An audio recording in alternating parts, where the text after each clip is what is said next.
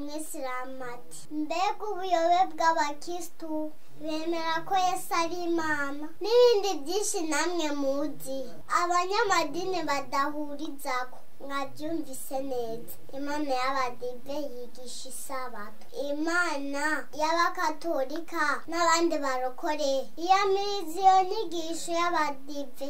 Imana y'abakatolika ikunda abanywa inzoga, iy'abafekabu nayo yanywa inzoga urunuka. Mwaheza mukavuga ngo igikorane cy'ubumwe kandi bumwe bw'amadini mukirengagiza kuvugana ukuri, maze igikorane giheze umwe wese agasubira mu idini ryiwe agendera anegura ubundi. Ubwo bumwe bwuzuyemo uburyarya kandi igihe kigeze buzosenyuka. Soma neza muri Daniyeli igice cya 11:27b avuga ko bazovugana ibinyoma bari ku meza amwe, ariko ibyaha ntibizororana. Mwa bakuru b'amadini mwe, ko mubesha abantu, namwe mw'abantu ko mukunda abababesha. Yesaya 9:16 ati kuko abarongora ubwoko babuzimiza kandi